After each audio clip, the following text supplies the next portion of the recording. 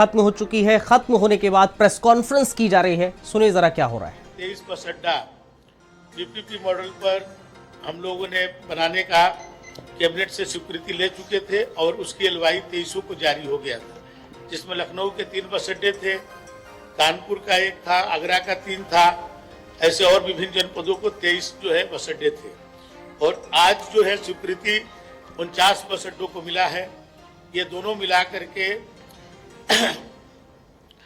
52 जनपदों को हम इसमें आच्छादित कर रहे हैं। 52 जनपदों में हमारा कहीं 1, कहीं 2, कहीं 3, जैसे लखनऊ, आगरा, इस तरह से जो बड़े शहर हैं वहाँ 3-3 भी हैं। तो 52 जनपदों में हमारे जो है पीपीपी मॉडल का एक जो है बस अड्डा हो जाएगा।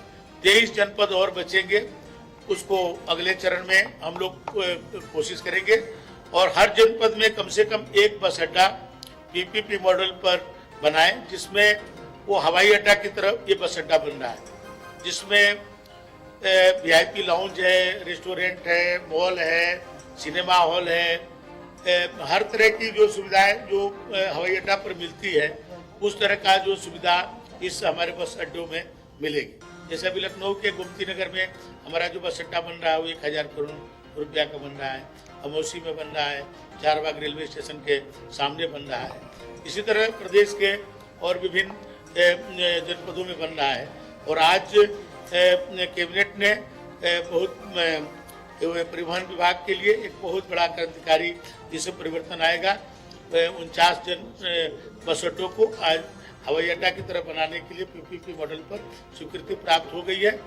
हम लोग बहुत जल्द इसका जो है टेंडर जो है फ्लोट कर देंगे और टेंडर होने के बाद जो भी विकासकर्ता आएंगे उसकी फिर से स्वीकृति हम लोग कैबिनेट में ले जाएंगे। जो भी चयन जिनका होगा ये टेंडर के बेस पर होगा। करीब 4000 करोड़ से ज़्यादा इसमें निवेश आएगा।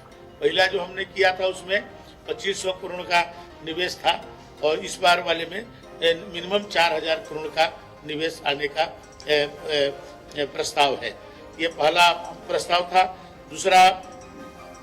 दूसरा प्रस्ताव था हमारा हाथरस डिस्ट्रिक्ट में सिकंदरा राव जगह पर कृषि विभाग का 2 हेक्टेयर जमीन हमने जो बस अड्डा के लिए निःशुल्क जो है कैबिनेट में ले गए थे और जिसमें कृषि विभाग के 10 हेक्टेयर जमीन में से 2 हेक्टेयर जमीन हमको निःशुल्क प्राप्त हुआ।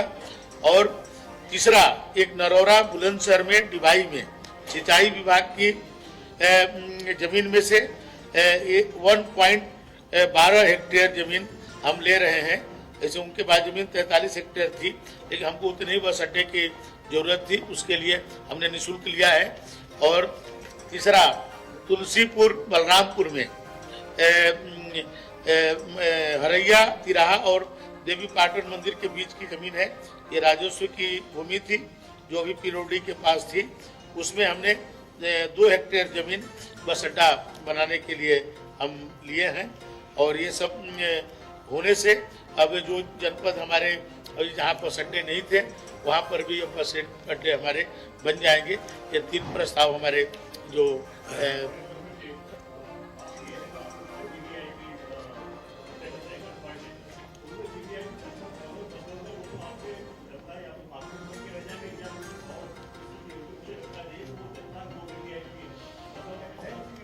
देखिए क्या है कि जैसे हम लोग ये चाहते हैं कि यदि कोई हमारा यात्री आए, प्रतिदिन अभी हमारे परिवहन विभाग से मिनिमम 15 लाख और मैक्सिमम 23 लाख तक लोग प्रतिदिन यात्रा करते हैं।